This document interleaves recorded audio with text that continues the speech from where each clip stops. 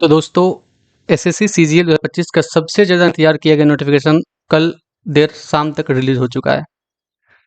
तो बहुत सारे इसमें कठिनाइयाँ आई, बहुत सारे अंदर मीटिंग्स हुए एसएससी में, उसके बाद नोटिफिकेशन जारी कर ही दिया गया है। तो इस बार वैकेंसी जो है वो देखने को मिल रही है 14,582 प्लस।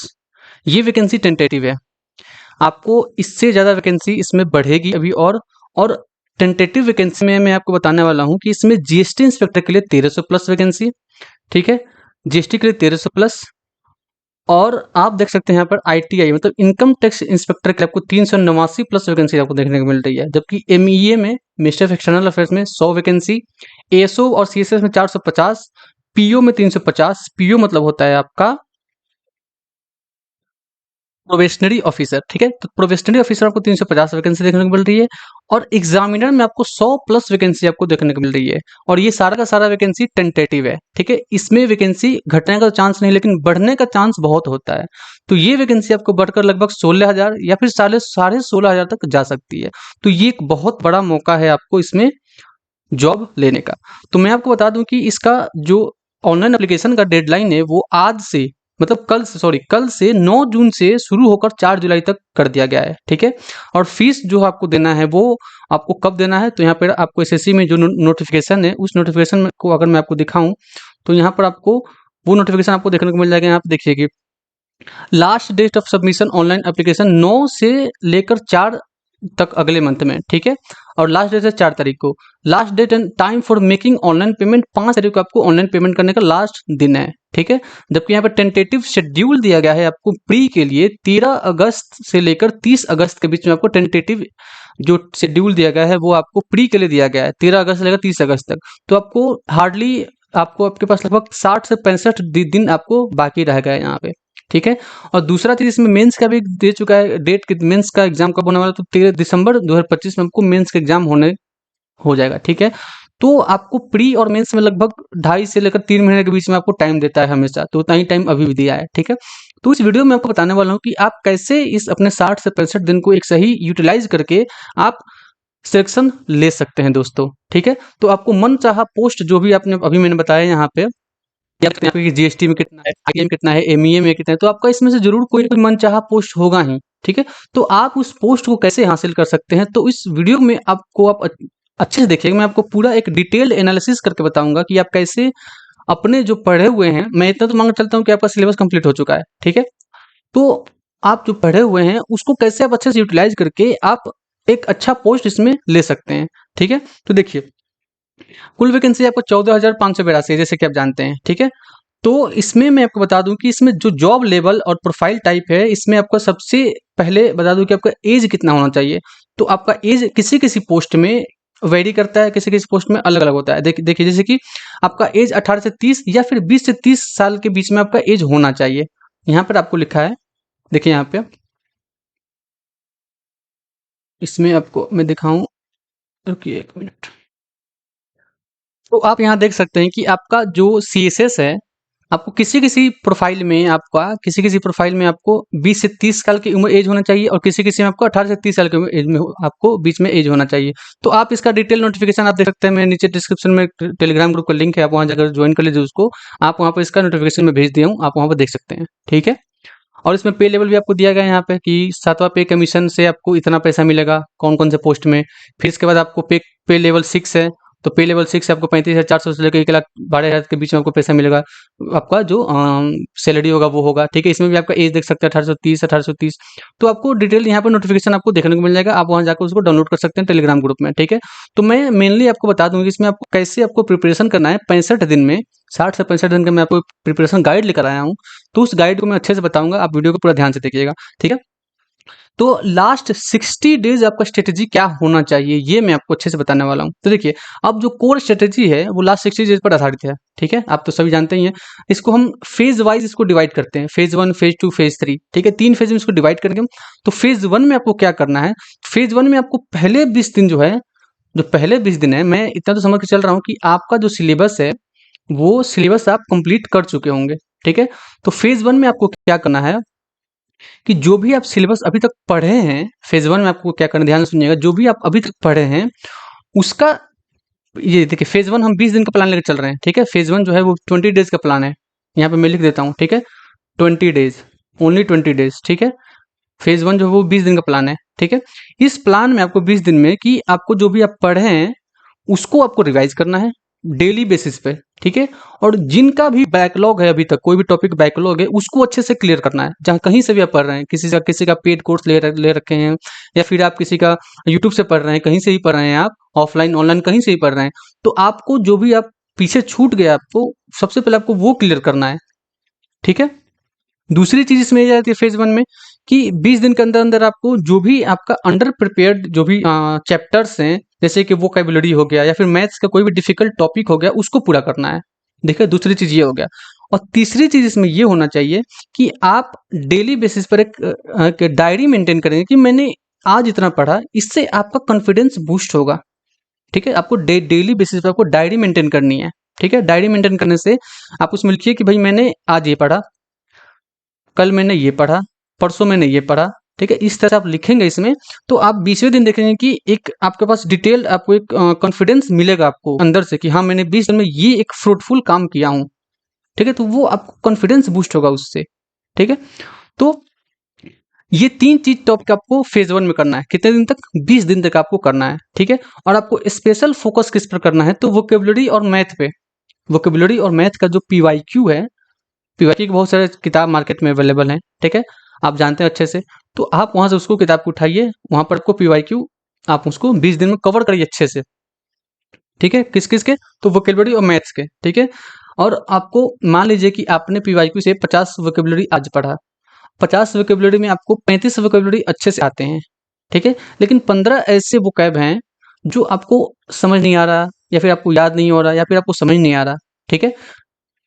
तो आप उस वोकेबुलरी को हाईलाइट करिए, और अगले दिन जब आप दूसरे वोकेबुलरी के पढ़ेंगे, दूसरे किसी मॉक दूसरे प्रीवियस ईयर क्वेश्चन को लगाएंगे, तो आप पहले इस 15 वोकेबुलरी जो हाईलाइट किए हैं उसको पढ़िए, फिर आप दूसरे पर जाइए। ऐसा ही ठीक आप मैथ्स को भी करिए, ठीक है। मैथ्स में मान लीजिए कि आपने आज 10 क्वेश्चन बनाया, 10 क्वेश्चन में से आपको 8 क्वेश्चन बहुत अच्छे से बन गया, लेकिन 2 क्वेश्चन में आपको कोई ना कोई कंसेप्ट लग रहा है, उसमें आप उसको भूल जा रहे हैं। तो पहले आप उसको आज बनाइए, फिर उसी चीज को हाईलाइट कर रखिए, फिर उसी चीज को कल बनाइए। तो ये आपका एक डिटेल्ड फेज 1 का 20 दिन का प्लान है। इस प्लान को आप अच्छे से करिए, ठीक है। मैं आपको गारंटी देता हूँ कि आपको 20वें दिन 21वें दिन आपको ये कॉन्फिडेंस आएगा कि हाँ मैंने कुछ किया है। और आप डेली बेसिस पे आपको डायरी मेंटेन करना है, ठीक है। फेज 2 की बात करते हैं अब हम, ठीक है। फेज 2 में अगर बात करें तो फेज 2 का बहुत ही एक क्रुशियल एक फेज हो जाता है, ठीक है। ये भी आपका 20 दिन का प्लान होना चाहिए। पहले 20 दिन में हमने क्या क्या किया? तो हमने प्रीवियस ईयर को देखा, अच्छे से एनालाइज किया, बैकलॉग हमने क्लियर किया, वो सब चीज़ हमने क्लियर कर लिया।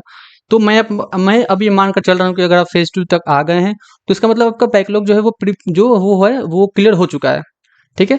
और फेज 2 के 20 दिन में आपको क्या करना है, ठीक है।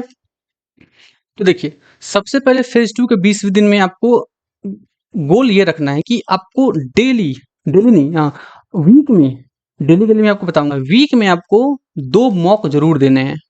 फुल लेंथ मॉक आपको 2 जरूर देने हैं। मॉक के लिए आपको बहुत सारा प्लेटफॉर्म आपको मिल जाएगा, आप वहां जाकर मॉक दे सकते हैं। तो डेली आपको 2 मॉक देने हैं, और सिर्फ आपको मॉक देने नहीं है, आपको उस मॉक का एनालिसिस लगभग, आप अगर 1 घंटा मॉक को दे रहे हैं ना, तो आपको 45 से 50 मिनट उसको एनालिसिस करने के लिए देना ही होगा आपको। और एनालिसिस करने का मतलब क्या होता है कि आप ऐसे स्क्रॉल कर रहे हैं, उसका आंसर देख रहे हैं, नहीं। आप जो भी टॉपिक उसमें फंस रहे थे उस मॉक लगाते टाइम, उसको उस टॉपिक को अपने नोटबुक में लिखिए, अपने मॉक कॉपी में लिखिए, ताकि आपका ये आगे चलकर रिवीजन करने में काम आए, ठीक है। तो मॉक कॉपी में लिखेंगे आप एक एक मॉक का जो भी आप क्वेश्चन फंसे हैं उसको, ठीक है। दूसरा चीज कि आपको फेज 1 में जो लोग थे जिनका सिलेबस कंप्लीट नहीं हुआ था, उनका 20 दिन अगर 20 दिन में भी उनका सिलेबस कंप्लीट नहीं हुआ है, तो और अब वो फेज 2 में आ गए हैं, तो उनको क्या करना है कि आपको कम से कम 1 मॉक पर वीक जरूर देना है। और बाकी साथ में आपका जो बैकलॉग है, जो भी आपका सिलेबस कंप्लीट नहीं हुआ है, उसको साथ में कंप्लीट करना है भाई। समझ रहे हैं इस इसको? तो फेज 2 में आपको ये करना है, ठीक है। और हर मॉक के बाद आपको इसमें मेनली मॉक पे फोकस करना है। फेज 2 में हर मॉक के बाद आपको एनालिसिस जरूर करना है, जिनका सिलेबस कंप्लीट है वो वीक में 2 मॉक दें, साथ में अपना अपना प्रैक्टिस भी करते रहें, जो भी आप पहले का प्रैक्टिस, मैथ प्रैक्टिस हो गया, आपका जीके जीएस जो भी आप कर रहे हैं वो भी साथ में करते जाएं, और साथ में आपको 2 मॉक पर वीक आपको देना ही देना है, कंपलसरी एकदम ये, ठीक है। फेज 2 में कितने दिन तक, तो 20 दिन तक। तो इस तरह से हमारा 60 में से 40 दिन कंप्लीट हो चुका है, और 40वें दिन आप देखेंगे कि आपका जो कॉन्फिडेंस होगा वो एकदम आसमान, 7वें आसमान पर होगा कि भाई अब तो मैं 4 कर रहूंगा यार, अब मुझे कोई नहीं रोक सकता मेरा मनपसंद पोस्ट से, ठीक है। तीसरा फेज में हम आने पर हमारे पास 20 दिन बचा रहेगा। तीसरे फेज में, तीसरा फेज के लिए हमारे पास 20 दिन बचा रहेगा, ठीक है। और हमारा 21वें दिन हमारा एग्जाम है, ये हम मान कर चल रहे हैं, तीसरे फेज के 21वें दिन हमारा एग्जाम है, ठीक है। तो ये भी आपको 20 दिन का एक डिटेल्ड एनालिसिस, एक डिटेल प्लान करके इसमें आपको पढ़ना है। फेज 3 में भी, फेज 3 में आपको सबसे ज्यादा मॉक पर ध्यान देना है, सबसे ज्यादा मॉक पर ध्यान देना है। और ध्यान क्या नहीं देना है, वो है कुछ नया पढ़ना। आपको फेज 3 में कुछ भी नया नहीं पढ़ना है, माइंड को काम रखना है, एकदम एकदम शांत रखना है, और आपको मॉक पर मॉक आपको देते रहना है, चाहे वो सेक्शनल हो चाहे फुल लेंथ मॉक हो, देते रहना है एकदम। इसमें आपको मैं बता दूं कि आपको डेली डेली 2 मॉक देने हैं, फुल लेंथ मॉक। अब आप अपनी फिजिबल टाइम डिसाइड कर लीजिए कि आप लाइब्रेरी में हैं, आपको उस टाइम देना है, या फिर आप घर पर हैं तो आपको उस टाइम देना है, रात में देना है, दिन में देना है, शाम को देना है, सुबह देना है, कब देना है ये आप डिसाइड करेंगे, लेकिन आपको 2 मॉक डेली जरूर देने ही देने हैं। और जैसा कि मैंने बताया, मॉक का एनालिसिस 40 से 50 मिनट आपको मॉक का एनालिसिस में देना ही देना है भाई, ठीक है। उसके बाद मॉक दे रहे हैं, मॉक साथ साथ में दे रहे हैं। उसके बाद जो भी आप फेज 1 में, फेज टू में आपने मॉक दिया है, चाहे वो सेक्शनल हो चाहे वो आपका फुल लेंथ मॉक हो, और उस मॉक को मैंने बताया था कि आपको एक एक क्वेश्चन जो भी आप फंस रहे तो उसको मॉक कॉपी में लिखना है, उस मॉक कॉपी को आपको रिवीजन करना है। ये है मास्टर स्ट्रोक। उस मॉक कॉपी को आपको रिवीजन करना है कि मैंने इस टाइम ये पढ़ा था, मैंने इस टाइम ये पढ़ा था, और डेली प्रैक्टिस। कुछ भी नया नहीं पढ़ना है मॉक फेज 3 में, कुछ भी नया नहीं पढ़ना है आपको, पढ़ने वाला जमाना गया। अब आपको सिर्फ और सिर्फ प्रैक्टिस, मॉक पर ही ध्यान देना है आपको, कोई भी कंटेंट नया नहीं पढ़ना है, ठीक है। तो आपको इस 20 दिन में, फेज 3 के 20 दिन में आपको गोल क्या रखना है, तो मिनिमम बता रहा हूं मैं, मिनिमम 40 मॉक आपको दे देने हैं, ठीक है, 20 दिन में, फेज 3 के 20 दिन में। और आपको मैक्सिमम आप कर सकते हैं 60 तक, अगर आपके पास उतना पावर है, उतना शक्ति है, आप उसको एनालिसिस कर सकते हैं, तो अगर आपका सिलेबस कंप्लीट है तो। लेकिन आपको मिनिमम 40 मॉक देने ही देने हैं, हर रोज 2 मॉक देने ही देने हैं भाई, ठीक है। सुन रहे हैं, ध्यान दे रहे हैं इस बात को आप, ठीक है। बाकी मैं आपको बता दूं कि इस बीच में, ये 60 दिन का जो प्लान मैंने बताया, इस बीच में आपको कोई भी डिस्ट्रैक्शन नहीं होना चाहिए, चाहे आप मॉक दे रहे हो, चाहे आप कोई भी टॉपिक कवर कर रहे हो, कोई भी आपको डिस्ट्रैक्शन नहीं होना चाहिए। कोई भी सोशल मीडिया, कोई भी फंक्शन, कोई भी ट्रिप, कोई भी सोशल मीडिया, चाहे आपको कहीं भी इंस्टाग्राम हो, सब हटा दीजिए भाई, सब 60 दिन में कुछ नहीं हो जाएगा, सब चीज़ हटा दीजिए 60 दिन के लिए, सब चीज़।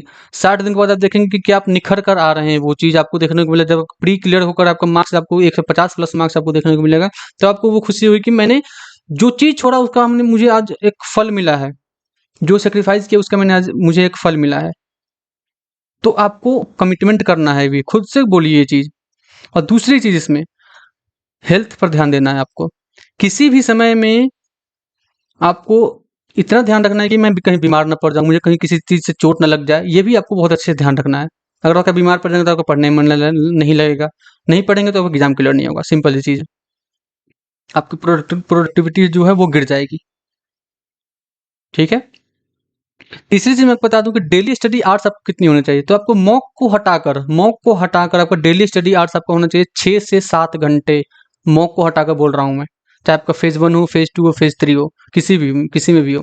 मॉक और सेक्शनल मॉक को हटाकर आपको डेली 6 से 7 घंटे आपको देनी ही देनी है सारे सब्जेक्ट को, चाहे आपका रीजनिंग हो, इंग्लिश हो, मैथ हो, या फिर जीएस हो, ठीक है।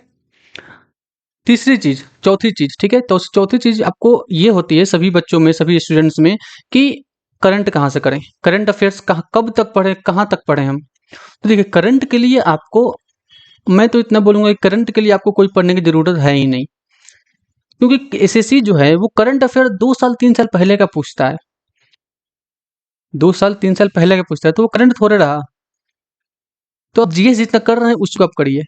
हाँ, अगर आपको करंट पढ़ना है तो आप अपने मन से कर सकते हैं, बहुत सारे यूट्यूब पर अभी वीडियोस आएंगे करंट अफेयर्स के ही, तो आप उसको देख सकते हैं, लेकिन मैं आपको इसके लिए डिनाई करूंगा कि आप ना ही करें तो बेहतर होगा। बेकार में आपको 1-2 मार्क्स के लिए आपको टाइम जाएगा, उसमें घंटों देंगे, उससे अच्छा आप कोई हाई यील्डिंग टॉपिक पढ़ लें, तो वो आपका एक एक अलग ही उसका मजा आएगा जब आप क्वेश्चन देखेंगे एग्जाम में। तो कंक्लूड कर दूं मैं अपने इस वीडियो को। इस वीडियो में मैंने बताया, पहले पहले बिजनेस फेज वन में बताया कि आपको जो भी सिलेबस है, बैकलॉग है, उसको कंप्लीट करना है। तीसरा चीज, दूसरे फेज में मैंने बताया कि आपको अगले 20 दिन तक मॉक टेस्ट को देना है, स्टार्ट करना है, सेक्शनल मॉक आपको देना है, और आपका फुल लेंथ मॉक देना है। फेज थ्री में मैंने ये बताया कि आखिरी के 20 दिन आपको हार्डकोर मॉक देने हैं, मतलब एक दिन में 2 मॉक, उसका फुल टाइम एनालिसिस, फुल एकदम एनालिसिस करना है आपको, और साथ में आपको अलग से आपका जो स्टडी कर रहे हैं उसको भी कंटिन्यू करना ही है। ठीक है, तो ये रहा आपका पूरा फुल स्ट्रेटेजी।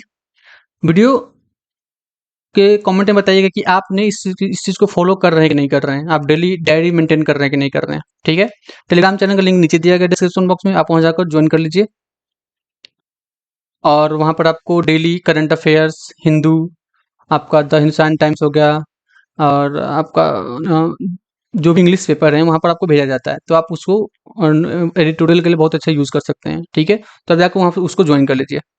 ठीक है, तो दोस्तों वीडियो कैसी लगी आपको, आपका ये स्ट्रेटेजी कैसा लगा, मुझे कमेंट बॉक्स में जरूर बताइएगा, और वीडियो को लाइक करें, शेयर करें, अपने दोस्तों में भी इसको बताएं कि यहाँ पर 40-60 दिन का एक phase one, phase two, phase three करके स्ट्रेटेजी है, उसको फॉलो जरूर करें आप। ठीक है, चलिए मिलते हैं एक नई वीडियो में। धन्यवाद आप सभी का। Best of luck for your exam.